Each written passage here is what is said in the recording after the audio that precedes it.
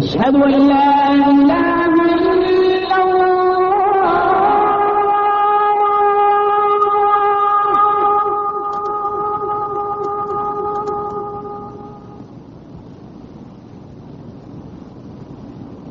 أشهد أن محمدا رسول الله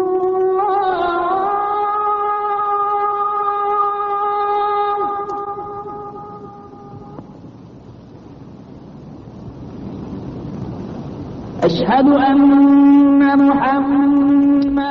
Welcome to another segment of the Islam in Focus program. I'm your host, Hamid Rashid. Today we have our fourth program in our new series dealing with the sources of Islam. We'll be continuing with our very interesting discussion of the authorship of the Quran. This is our third program dealing with this topic. I have joining me on the program, as usual, Dr. Jamal Badawi of St. Mary's University. Brother Jamal, assalamu alaikum. Alaikum assalam wa rahmatullah. Could I have you, as is our fashion, very quickly go back to the second program on this topic of authorship of the Quran and very quickly highlight the main points that we touched on last week? Certainly. We continued with this question of verification of the Prophet Muhammad's claim that the Quran is not his, he did not author it, and he received it directly as a revelation from God through Angel Gabriel. And we indicated to start with that his own witness should be enough, because usually people claim things that doesn't belong to them rather than the opposite, and it's strange to say you have to prove that you're not the author rather than prove that you are the author.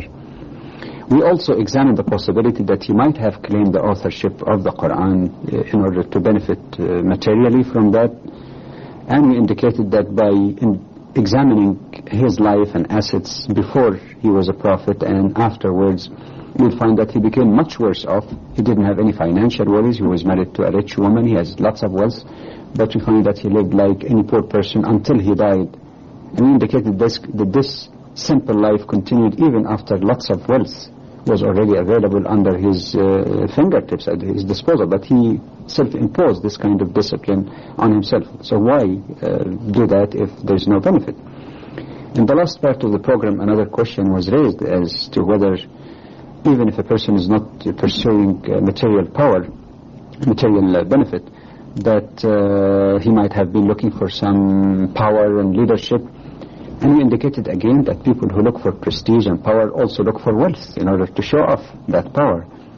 And secondly, by examining some examples of his life, there are many others that confirm the same thing. We saw that he was a very, very simple, very humble individual. He forbade his people from even over-glorifying him. So it appears then that the grounds for claiming either material benefit or egotistic needs, it doesn't seem to have a very strong foundation, does it? Mm-hmm. Well, we closed off our program last time examining some of the information from the Quran which would indicate that Prophet Muhammad didn't have any aspiration for power or for leadership. Right. I'm wondering if we could pursue that a little bit further and perhaps examine the historical record to determine if there's anything there which would document or show us that the Prophet didn't aspire to leadership and power and authority. Okay. Well, we all know historically that he began his career as a prophet at the age of 40. So from birth to the age of 40, if there were any aspiration to power or preparation for leadership, a person would have expressed that in some way or the other. So the evidence here is to the opposite. Is there any historical evidence that he did in fact prepare himself or aspire to be a leader or deliverer, as some people might call him, for his people? Usually a person would express that desire, if not in public, at least to those who are closest to him. For example, to his beloved wife, Khadija, with whom he lived for a quarter of a century. Now, if the person also was looking for leadership or power, he should go about it the right way.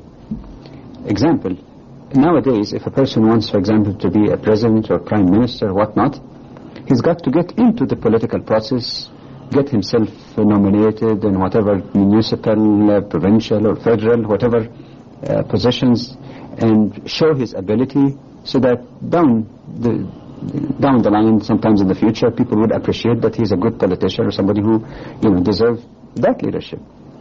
Now, what was the analogy of that at the time of the Prophet?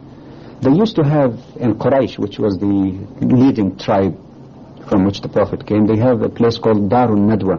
It's almost like a place for consultation, which is analogous here to our, representative body, people who really are the leaders of their people. Now, there is no record that he used to go there and sit and discuss with them and show his ability. He shunned that, and instead he, towards the end of this period before he became prophet, go to the mountain, isolated by himself, to contemplate and think and pray that he would be guided to the path of truth. Well, if he was seeking political power, he was going about it the wrong way, and that's the way. It's not the way to seek political power or leadership. Not only this, there is another important and I hope logical reason to believe that he never aspired for that. Because it is known that when the first revelation came to him while contemplating and meditating in the cave of Hira outside of Mecca, he came down trembling, and that was reported by many, including his wife. He came trembling and very afraid.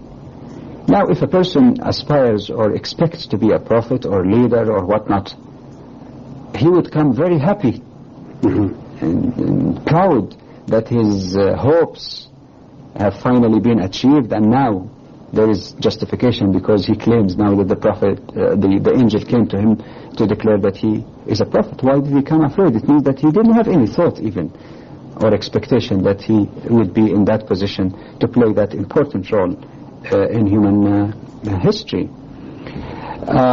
Even after this initial experience of the first revelation, when the revelation came to him, many of his companions reported, who have seen that firsthand, that even in the day which is very cold day, when the revelation came to him, he was so tense that he would be even sweating.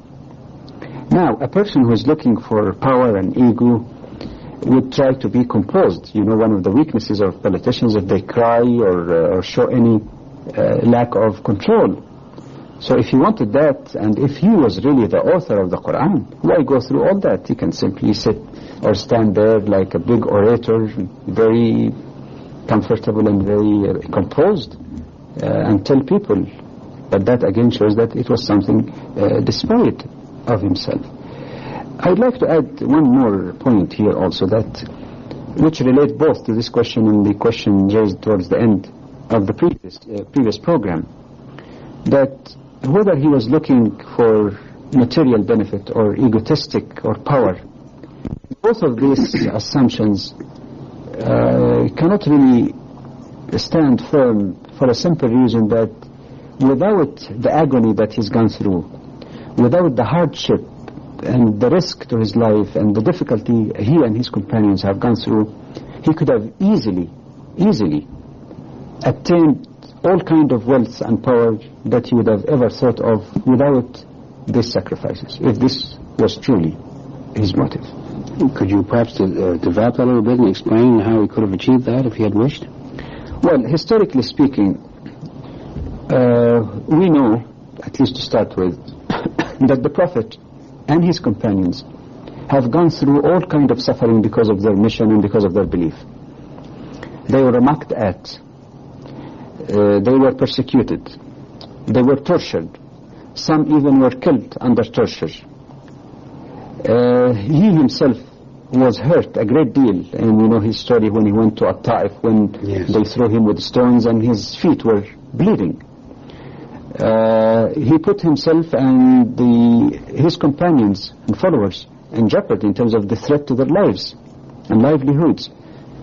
Well, with all of this suffering, in the midst of all these difficulties, when there was no hope, at least as measured by any person, any human, when there's no hope apparent that he would succeed or have victory over his adversaries, he received a very interesting offer. A representative of the pagan by the name of Uqbah ibn Rabi'ah came to him, and he said, listen, you have divided our people, you have caused so much dissension. Let me talk to you about something. Maybe you may be willing to accept some of my suggestions. He said, say? He said, listen, if you, Muhammad, is doing that because you want some wealth, stop it. We will collect all kind of money for you so that you will be the richest one among all of us. If you are doing that in order to attain leadership, we are willing to appoint you as our leader, and we will never decide on any matter without your approval. If you want to be a king, we will make you a king. We'll crown you as a king, if this is what you want. If what comes to you and claim to be a revelation from God is some kind of evil visions or disease or something like that, we are willing to collect money from ourselves so that we can seek some cure for you in order to be able to overcome this difficulty. But please, I plead with you to accept. You know what was his answer to this? Of course, if the Prophet was a seeker for power or ego or leadership, here is a golden opportunity. And the prize was not much, just one thing, to stop attacking the wrong beliefs that they have or the idol worship. He is to accept the legitimacy also of their worship and worship God. He can worship Allah as he wishes and believe in the one God and everything, but just don't make dissension. Don't try to convince people of your ways or your beliefs. What did he do to that opportunity? His answer was very revealing. We don't have time to go through the entire portion that he answered, but that appears in Surah 41 in the Quran, especially the first 38 verses. He didn't reply on his own, he replied from the word of God itself. That it says basically that this Quran has been sent to people carrying or bringing glad tidings and warning to those who reject, but many of them turned away as if they don't hear, and they said our hearts are concealed from hearing what you say, and so on. It went on hitting at this basic point that my mission is not really money or ego. I'm only bringing the message of God to you to open your hearts, your minds and your eyes to the truth. This offer was, or this incident was not the only one. In fact, after that failed, next time they didn't even send one, they sent him a deputation, a representative, a group of the most noble representatives of his people, to plead with him again, and they basically made the same offer. They say, if you want money, we'll give you money, leadership, we'll do that, this, give all kind of offers to him, just to compromise a little bit. And again, his answer that time, he said, listen, I did not bring this message, did not come up with this teaching on my own, nor did I do that in the pursuit of your money or respect or leadership or to become a king, but it is God who sent me as a messenger to you, and he has given me a book, that is the Quran. He revealed that unto me, so I am only and simply communicating and conveying the message of my Lord and advising you. Now, if you accept my advice, this would be your luck and your share in this life and in the hereafter. If you reject it, then I will be patient until Allah or God decides between you and me. Even prior to these two incidents, they tried to use the psychological pressure on the Prophet. They sent him his most beloved uncle, Abu Talib. He loved the Prophet so much, and the Prophet loved him so much. And Abu Talib, his uncle, used to be a protector of him. He used really to try to press the pagans not to hurt him much. And then he said, my cousin, you have caused this and this, and you're causing us so much problems. Please, again trying to plead with him, just to ease it a little bit. What was his answer? An exemplary answer. As narrated in Ibn Hisham, a biography about the Prophet, peace be upon him. The Prophet said, oh my uncle, if they put the sun in my right hand and the moon in my left hand in order for me to give up this mission of mine, I will never do it until I die in defense of that truth, or God decide whatever he pleases. This was his attitude, this was his certitude and fortitude also, in terms of patience and perseverance in carrying his mission. Now, if the Prophet were an impostor, or a person who's seeking material or power, material benefit of power, he could have lived as a king. He didn't have to worship even idols. He could worship as he wishes, but only accept the legitimacy of the wrong beliefs that they had. That evidently shows that his motives were definitely much more nobler than this sort of passing and perishable type of benefits. Well, the last point that you just made raises a related question as to a possible motive for Prophet Muhammad having claimed that God was the source of the Quran, and that might be in order to help reform the people of his time. Do you think that? How would you respond to somebody who might suggest that as a possible motive? Well, first of all, to reform people, to bring them from darkness to light, is a very noble objective. And that noble objective must be sought also through a noble means also. You can't achieve such a noble objective through fabrication, forgery, or telling a lie against God. Now, if this assumption were true, just to influence people, why didn't he claim that everything that he said was divine revelation dictated to him verbatim, word for word? Because as we mentioned in the introductory program in this series, we said that even though the Quran was uttered through the tongue of the Prophet, that is totally different from the hadith or his own saying when he's not under the state of revelation or receiving direct communication from Gabriel, word for word. And that these two sources are kept totally separate from each other.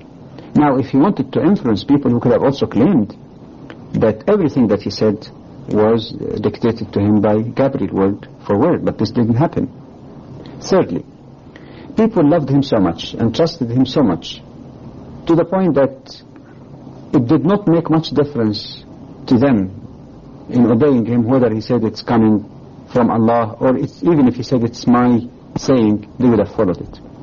So why did he have to make that meticulous distinction between what he says and what he actually receives and is dictated to him? How could he possibly fabricate or forge a claim that the Quran has come from God or from Allah by way of revelation if he were the author of that Quran, while he day and night recite to the people from that same Quran that the most abominable crime against God is to create a lie against God or to say that God said this when in fact he didn't say that. How possibly could that be viable as an assumption? But could you give us some documentation on that? Meaning this, what the Quran mentions about? What the Quran mentions about lying, about God, about Allah. Okay. Well, for example, in Surah 6, in Ayah 93, it says, وَمَنْ أَظْلَمُ مِمَّنْ افترى على الله كذبا أو قال أوحي إلي ولم يوحى إليه شيء ومن قال سأنزل مثل ما أنزل الله. That is, and who can be more wicked, the Quran says, than one who invents a lie against God, or say, I have received revelation when nothing was revealed to him, or again, he who says, I can reveal the like of what God revealed or have sent down. It is interesting to notice, if you continue in that citation, that the remaining part actually speaks about the horror and the punishment of those wicked people who claim to have received revelation at the moments of death, when the moment of truth arrives and when they get the bad news through the angels of death, that they will be punished eternally for their lying or creating this false claim about revelation. And that was something that he was reciting to people day and night. In another passage in the Quran, in Surah 69, particularly verses 44 on, it says, وَلَوْ تَقَوَّلَ عَلَيْنَا بَعْضَ الْأَقَاوِيلِ لَأَخَذْنَا مِنْهُ بِالْيَمِينِ ثُمَّ لَقَطَعْنَا مِنْهُ الْوَتِينَ فَمَا مِنْكُمْ مِنْ أَحَدٍ عَنْهُ حَاجِزِينَ.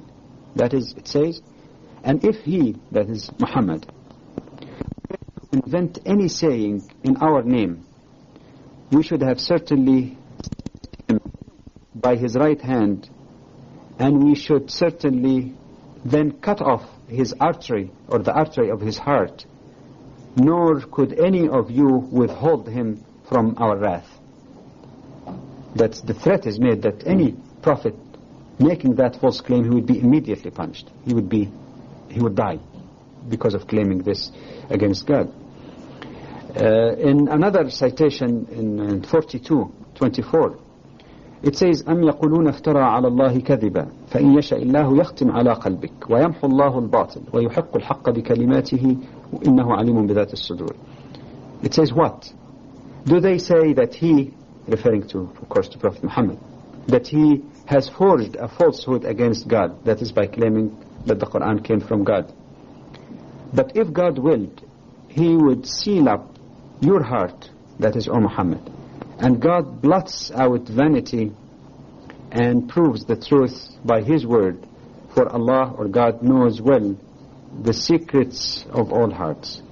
We have to remember also that nothing positive and noble comes through something which is wicked and false. Nor does falsehood emanate from a person whose character is such as we have seen in the life and character of Prophet Muhammad, peace be upon him. And this is expressed very nicely in the Quran in 16:105. It says, إنما يفتري الكذب الذين لا يؤمنون بآيات الله وأولئك هم الكاذبون. That is, what kind of people really invent lies against God? They are not believers. It says, it is those who believe not in the signs of God that forge falsehood. It is they who lie. But the person whose basic faith, the fundamentals of his faith, are based on belief in the one God, the Creator, which includes all moral teachings that you could think of, could not achieve this noble objective by making the worst of all crimes, that is, to lie against God or to claim prophethood or forge a claim that the Quran has come from God. Mm-hmm. Well, now, in your answer, you mentioned that the character of the prophet negated the possibility of forgery. How widely was he, his honesty and his integrity and so on, recognized by his contemporaries? Well, his lifetime and his reputation was indeed beyond reproach. Let's look at his life between birth and the time when he began his mission as a prophet, or his mission as a prophet at the age of 40. So for 40 years, he was well known with his truthfulness, with his honesty, and with his chastity, to the point that he was given the title Al-Amin, the trustworthy. And that was given uniformly by all people. It was just like a nickname, really, for him. When God ordained him to declare the mission of Islam, because in the initial period it remained rather secret until he really convinced those immediately around him. But when he received God's command to stand up and to invite people in public to Islam or to submission to the will of the Creator, to the one God, he gathered or called on tribes and said, "O children of so-and-so, O children of so-and-so," to call all the tribes, "come unto me." And then he stood among them and he said, "Listen, if I were to tell you that behind that hill there are horses, means an army, that is going to invade you, would you believe me?" They all responded, "Ma jarrabna alayka kadhiban."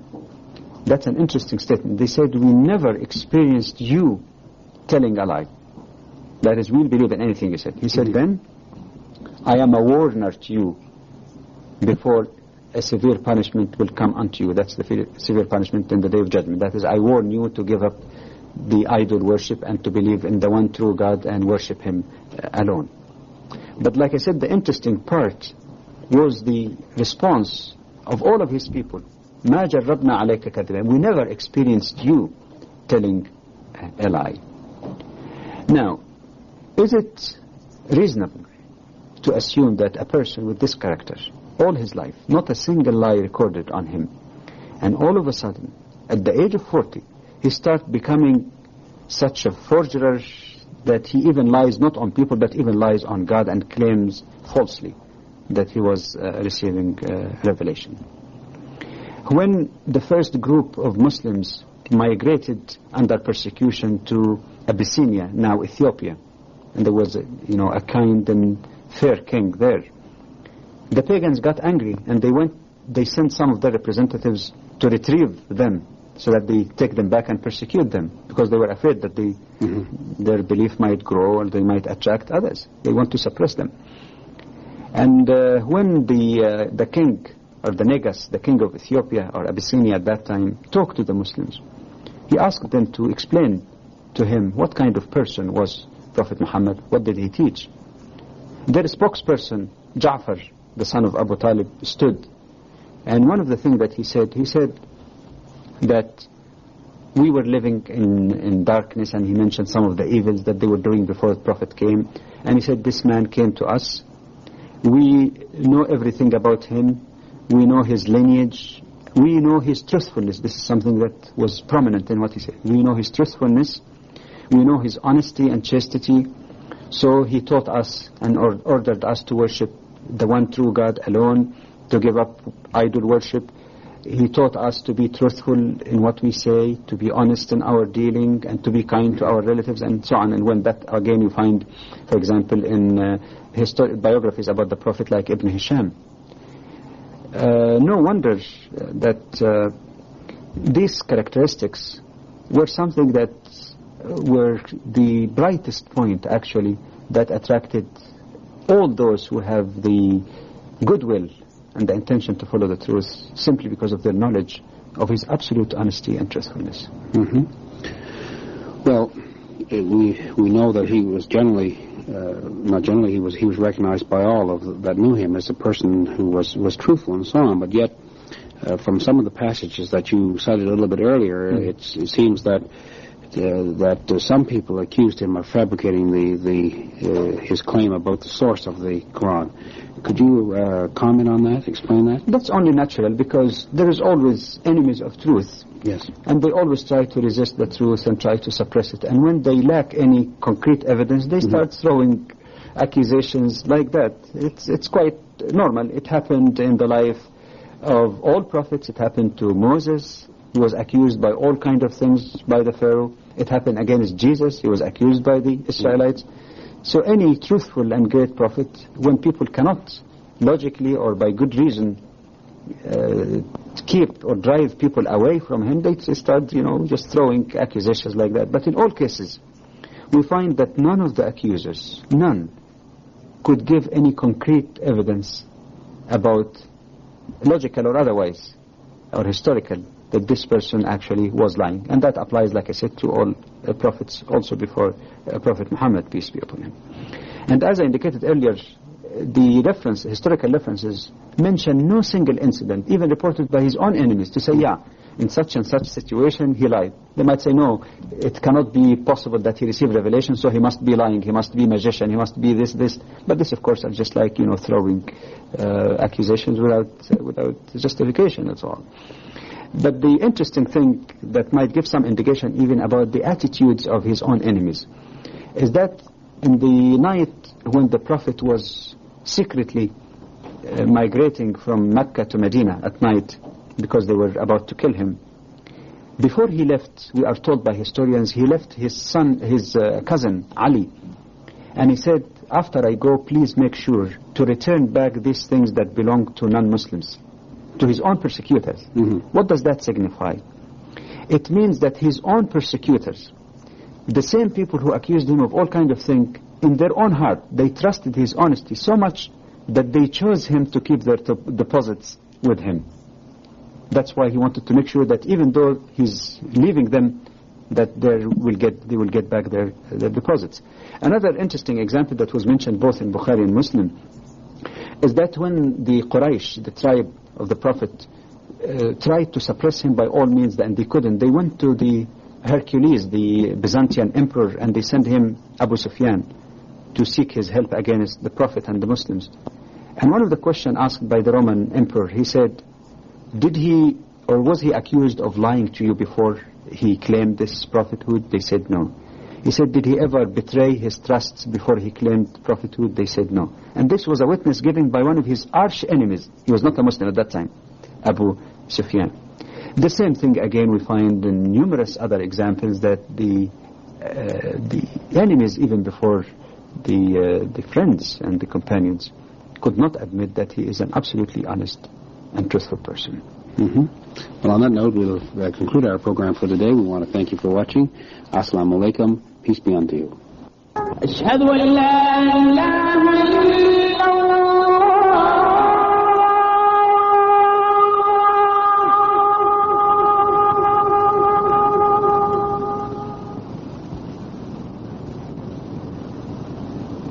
أشهد أن محمدا رسول